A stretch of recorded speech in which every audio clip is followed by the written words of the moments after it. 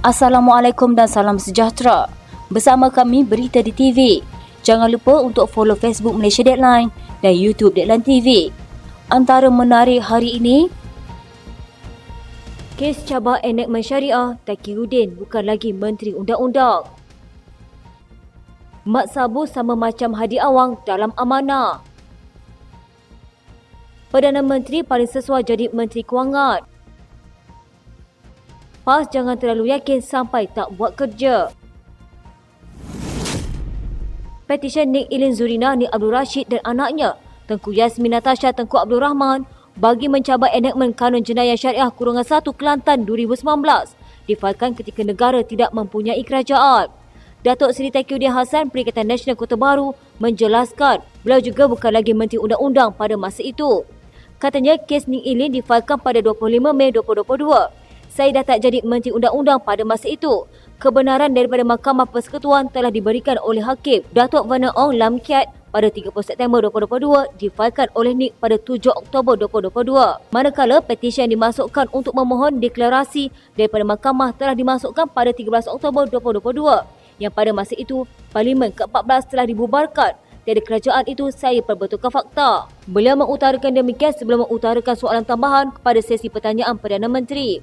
Sebelum itu, Muhammad Azizi Abu Naim, Perikatan Nasional Gua Musang, minta Perdana Menteri Datuk Seri Anwar Ibrahim menyatakan pendirian kerajaan persekutuan terhadap notis petisyen yang difailkan oleh Nik Ilin Zurina dan anaknya yang dilihat sebagai usaha mencabar enakmen Kanun Jenayah Syariah Kurungan 1 Kelantan 2019, serta apakah usaha yang dibuat oleh kerajaan bagi memastikan undang-undang berkaitan syariah terus terpelihara. Anwar dalam jawapan awal menyifatkan kes tersebut kini seolah-olah dibebankan kepada kerajaan perpaduan sedangkan ia telah berlaku sejak 2021. Beliau turut mempersoalkan kegagalan Menteri berkaitan menjalankan tanggungjawab mengambil tindakan pada masa itu. Ketua Hakim Negara Tun Tengku Maimun Tuan Mat mengingatkan semua pihak menegakkan prinsip undang-undang dan tidak membuat sebarang kenyataan yang bersifat menghasut.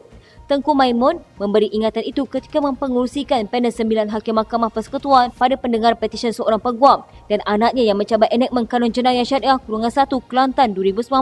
Terdahulu, peguam Malik Imtiaz Sarwar yang mewakili pempetisyen membawa perhatian mahkamah terhadap kenyataan yang dibuat oleh peguam Yusuf Farizal Yusof yang mewakili Majlis Agama Islam dan Adat Melayu Terengganu mengenai isu dalam pendengaran berkenaan. Tengku Maimun kemudian bertanyakan kepada Yusuf Farizal sama ada beliau membuat kenyataan terbabit. Tengku Maimun berkata kenyataan yang dibuat oleh di luar mahkamah adalah kenyataan yang mengelirukan dan diputar belit. Katanya isu dalam pendengaran petisyen berkenaan adalah bukan mengenai melemahkan agama Islam dan mahkamah syariah, tetapi ia adalah berhubung isu kompetensi kerajaan negeri dalam mengubal undang-undang. Katanya tanggapan itu salah kerana pendengaran hari ini hanya bertujuan mencabar enakmen Kanun Jenayah Syariah Kurungan 1 Kelantan 2019, bukan merendah-rendahkan enakmen dan mahkamah syariah. Banyak pihak yang membicarakan mengenai kes ini di luar dan kenyataan yang dibuat adalah mengelirukan. Kami ingin mengingatkan peguam untuk tidak membincangkan mengenai kes ini di halayak umum. Kenyataan bahawa mahkamah syariah akan berkubur di negara ini adalah tidak betul. Oleh itu, kami mengingatkan semua pihak supaya menegakkan prinsip undang-undang dan tidak memainkan isu yang bersifat menghasut orang ramai. Petisyen terbabit difailkan Nik Ilin Zurina, Nik Abdul Rashid dan Tengku Yasmin Natasha, Tengku Abdul Rahman terhadap Kerajaan Negeri Kelantan bagi mengisytiharkan 20 peruntukan kesalahan dalam enakmen itu terbatal dan tidak sah. Pendengaran bersambung dengan mendengar hujah amicus curiae atau sahabat mahkamah yang merujuk kepada seseorang atau kumpulan yang bukan pihak dalam sesuatu tindakan undang-undang tetapi mempunyai kepentingan yang dibawa. Usia Parti Amanah Negara dalam arena politik nasional sudah menghampiri 10 tahun. Sepanjang usia itu, Amanah sebagai parti baru sudah berhasil menangkis beberapa mitos politik. Misalnya parti sepihan akan gagal menjadi kerajaan atau tidak mampu bertahan lama dan terbubar. Ini merujuk kepada sekian banyak parti politik bernuasakan Melayu Islam seperti Parti Hizbul Muslimin Malaysia dan Parti Semangat 46 menerima nasib sama terbubar. Bezanya Amanah sudah membuktikan mampu menjadi sebahagian kerajaan bukan sekali bahkan 2 kali. Persoalannya, adakah kejayaan itu hanyalah rezeki terpijak atau sebenarnya datang daripada kekuatan parti itu sendiri? Bagi menjawab, tentu sekali prestasi Amanah di kerusi majoriti Melayu Islam wajar menjadi ukuran kerana disitulah simbolik penguasaan dan kekuatan parti berkenaan. Malah parti itu perlu berperanan menggantikan kekosongan ditinggalkan PAS ketika dalam Pakatan Rakyat. Amanah tidak boleh mendabik dada dan selesa dengan kemenangan di kerusi campuran kerana bukan di situ medan pencaknya. Justru menjelang pemilihan bulan depan, Amanah perlu membuat 2 perhitungan besar mengekalkan status quo atau berubah secara total. Perhitungan ini perlu difikirkan sewajarnya oleh ahli amanah jika tidak mahu nasib partinya tidak ubah seperti melukut di tepi gantang, ada tidak bertambah dan tiada tidak berkurang. Tambahan pula, amanah berdepan harapan baru dalam gabungan politik disertai mereka iaitu UMNO. Kelihatan lebih menyelah dan berpengaruh dalam kalangan orang Melayu meskipun masih terpalit pelbagai krisis kepimpinan. Amanah perlu bergerak lebih agresif supaya kehadirannya lebih dirasai sekiranya tidak ingin ditenggelami kehadiran UMNO dalam kerajaan perpaduan. Sehingga sekarang amanah kelihatan masih lesu dalam menentukan sikap dan menampilkan gagasan politik lebih segar mendepani peningkatan trend populisme Melayu Islam pasca pilihan raya umum ke-15 lalu. Penentuan sikap dan penampilan gagasan ini penting kepada amanah dalam mengikis monopoli tafsiran politik Islam bawaan PAS. Penampilan gagasan Melayu Islam ini akan menentukan identiti dan ideologi parti amanah, seterusnya memandu corak pergerakan parti itu. Bagi mencapai tujuan ini, amanah memerlukan susuk baru sebagai ideologi parti, baik sebagai presiden maupun seorang pemimpin de facto. Kewujudan kem politik dalam parti menjadi norma dalam sesebuah organisasi kepartian, namun ketiadaan susuk kepimpinan de facto dalam amanah menjadikan pergelutan politik dalaman gagal diharmonikan dengan baik. Krisis ini berlaku dalam PAS sesudah ketiadaan Allahyarham Tan Sri Abdul Aziz Nikmat selaku Musyidil AMPAS ketika itu menjadi tunjang penyatuan aliran berlainan dalam PAS. Amanah pernah menunjukkan susuk de facto ini iaitu Datuk Seri Ahmad Awang, namun tidak berpanjangan kerana peranan institusi Presiden dalam amanah jauh lebih diperlukan. Bagi mencapai tujuan ini, Presiden bakal dilantik nanti sepatutnya memenuhi kedua-dua tujuan ini iaitu sebagai ideologi parti berperanan secara de jure dan de facto. Pada masa sama, meneruskan kelangsungan politik, amanah perlu mempersiapkan barisan kepimpinan muda untuk menjalani proses peralihan tampuk kepimpinan utama parti. Amanah kelihatannya masih terperangkap dengan veteran politik mereka yang gagal mengetengahkan barisan kepimpinan muda mereka yang ramai namun gagal dimanfaatkan dengan baik. Dalam keadaan demografi politik Malaysia yang sudah berubah sepenuhnya dengan pengundi muda, amanah nampaknya masih selesa dengan kepimpinan veteran, malah seolah-olah masih belum bersedia memberi kepercayaan kepada lapisan kedua parti seangkatan dengan ahli parlimen Pulai, Suhaizan Kayat. Berbeza dengan rakan seangkatan dengan Suhaizan dalam parti lain, mereka sudah diberi kepercayaan mengemudi parti misalnya Anthony Loke dari DAP. Sekiranya hal ini tidak diperbetul, ia akan memberikan natijah besar kepada kelangsungan parti berkenaan keseluruhannya kerana memberi gambaran ia tidak meraihkan kepimpinan muda parti. Realitinya amanah memiliki sejumlah kelebihan politik namun tidak dimanfaatkan sepenuhnya. Politik di Malaysia kini mula bergerak pantas. Parti bergiat dalam pentas demokrasi juga harus memiliki kepantasan sama. Amanah perlu membuktikan kekuatan sendiri dalam gabungan Pakatan Harapan dan sebagai parti komponen dalam kerajaan perpaduan. Dengan pemilihan parti kali ini ialah langkah pertama ke arah mencapai tujuan itu.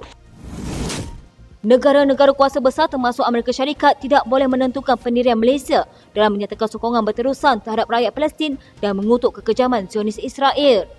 Perdana Menteri Datuk Seri Anwar Ibrahim berkata, ketegasan tersebut disuarakan di depan Presiden Amerika Syarikat Joe Biden pada sidang akhir mesyuarat pemimpin ekonomi kerjasama ekonomi Asia Pasifik di San Francisco baru-baru ini. Jelas Anwar bila menggunakan setiap ruang yang ada pada pertemuan tersebut untuk membangkitkan isu penindasan berterusan terhadap rakyat Gaza. Katanya dalam sidang akhbar dan kebetulan kedudukan Malaysia berdepan dengan Joe Biden dan sebelah kanan ialah Setiausaha Negara Amerika Syarikat Antony Blinken. Saya tiada pilihan dan menyuarakan dengan tegas bahawa ada permasalahan. Manakala kita diminta mengutuk Rusia dalam soal Ukraine tetapi membisu bila pembunuhan kejam dan keganasan terhadap rakyat Palestin. Saya sebut perkataan yang agak penting, jangan lagi orang Barat menganggap hegemoni kolonial menentukan dasar dan bentuk tindakan kita. Maka saya menyatakan mereka tidak boleh memaksa untuk menentukan pendirian kita. Di situ saya menyatakan kita mesti sekurang-kurangnya menghentikan serangan sekarang and stop now. Perdana Menteri menjawab soalan Aminul Huda Hassan, Pakatan Harapan Seri Gading mengenai apakah hasil yang memanfaatkan negara sepanjang lawatan ke persidangan mesyuarat ke-30 pemimpin-pemimpin ekonomi bagi APEC di Amerika Syarikat baru-baru ini. Menjawab lanjut, Anwar yang juga Menteri Kewangan berkata, pendirian tegas Malaysia mengutuk serangan Israel terhadap Gaza tidak menjejaskan ekonomi dan pelaburan syarikat asing termasuk dari Amerika Syarikat. Jelas beliau, pelabur utama Amerika Syarikat seperti Google dan Microsoft masih memberi keutamaan kepada kestabilan politik dan dasar ekonomi kerajaan yang jelas. Katanya selepas saya mengeluarkan kenyataan itu, tegasan Malaysia menyokong Palestin. Di sini juga ada suara-suara kebimbangan takut ia menerima kesan kepada kedudukan ekonomi negara. Tentunya sebagai orang yang bertanggungjawab dalam negara dan pertumbuhan ekonomi kita juga mengambil kira dan prihatin tentang permasalahan ini. Perdana Menteri menambah, setiap ruang dan peluang di persidangan itu dimanfaatkan sepenuhnya oleh wakil kerajaan termasuk Menteri Pelaburan, Perdagangan dan Industri, Tengku Datuk Seri Zafrul Tengku Abdul Aziz untuk menjelaskan komitmen Malaysia semasa pertemuan dengan pelabur asing yang membawa hasil pelaburan langsung asing berjumlah 63.02 bilion ringgit. Menteri Ekonomi Rafizi Ramli mempertahankan keputusan Perdana Menteri Datuk Seri Anwar Ibrahim untuk memegang portfolio kedua sebagai Menteri Kewangan. Bercakap ketika menjawab soalan tambahan pada sesi pertanyaan lisan di Dewan Rakyat, dia berkata Anwar adalah orang terbaik untuk menerajui Kementerian Kewangan kerana sebagai Perdana Menteri, dia juga boleh memastikan projek perolehan kerajaan benar-benar telus.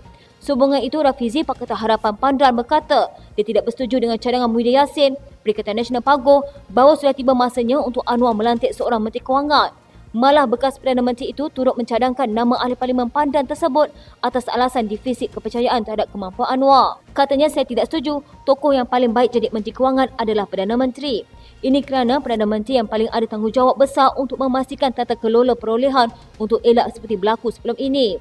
Menurut Timbalan Presiden PKR itu, tanggungjawab untuk menyusun semula ekonomi Malaysia dan berusaha ke arah pemulihan terletak pada keseluruhan Kabinet. Katanya tugas itu diagihkan kepada semua jemaah menteri mengikut mandat dan tugas yang ada dalam kementerian masing-masing. Katanya, jadi kalau dikatakan bagaimana nak rungkai dan memulihkan ekonomi, ini bukan tugas kementerian atau Menteri Kewangan semata-mata.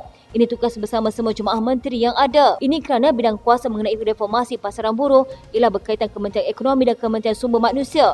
Yang berkaitan dengan memastikan industri kita ini naik ke tahap yang lebih baik adalah tanggungjawab Menteri MITI, Kementerian Pelaburan, Perdagangan dan Industri Malaysia contohnya. Katanya untuk memastikan ada bidang-bidang baru yang boleh menjadi enjin pertumbuhan baru, itu termasuk bidang kuasa bawah Kementerian Ekonomi, NRECC, Kementerian Sumber Asli, Alam Sekitar dan Perubahan Iklim, Kementerian Komunikasi dan Digital Malaysia dan lain-lain. Rafizi menjawab soalan tambahan Muhyiddin yang mahu menteri menyatakan sama ada dia bersetuju Anwar harus menyerahkan portfolio Menteri Kewangan pada menteri lain. Bekas Perdana Menteri itu dalam soalannya mendakwa rakyat dan penganalisis tidak yakin dengan keupayaan Anwar untuk memulihkan ekonomi Malaysia. Menjawab soalan itu, Rafizi menasihatkan pembangkang agar tidak menunggang nama rakyat jika tidak bersetuju dengan usaha kerajaan melaksanakan pemulihan ekonomi negara ketika ini. Katanya pemulihan ekonomi dapat dilihat melalui pencapaian kerajaan dalam pertumbuhan ekonomi yang menyaksikan berlaku 3 kali berturut-turut bagi setiap suku tahun. Rafizi berkata ini kali pertama sejak bertahun-tahun yang negara menyaksikan pertumbuhan ekonomi. Penyokong PAS dan Perikatan Nasional diingatkan tidak terlalu yakin dan mengambil sikap berjaga-jaga dalam menghadapi pilihan raya Kecil Kemaman.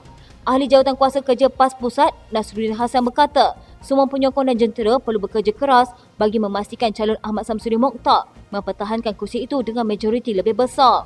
Katanya paling tidak kita mengekalkan kemenangan. Kalau boleh menang kita nak capai majoriti lebih besar, tetapi saya nak pesan jangan overconfident. Sebab kalau datang overconfident, malas berkempen, malas bekerja untuk parti. Lawan kita buat kerja kuat sebab dia jangka kalah. Kita sedap rasa menang, akhirnya buat kerja perlahan. Jadi tolong jangan overconfident sampai kita tak kerja. Kita kena bertukar selumus sampai hari mengundi. Nasruddin bagaimanapun optimis PAS melalui pencalonan Samsuri mampu mengulangi kemenangan seperti pencapaian PRU15. PRK Parlimen Kemaman 2 Disember ini menyaksikan pertandingan dua penjuru antara PAS dan BN yang mempertaruhkan bekas Parlimen Tentera Raja Muhammad Effendi Raja Muhammad Noor. Samsuri yang juga Menteri Besar Terengganu diberi tanggungjawab mempertahankan Parlimen Kemaman dimenangi PAS sebelum ini dengan majoriti lebih 27,000 undi. Sekian berita hangat pagi di TV pada hari ini. Jangan lupa untuk follow Facebook Malaysia Deadline dan YouTube Deadline TV.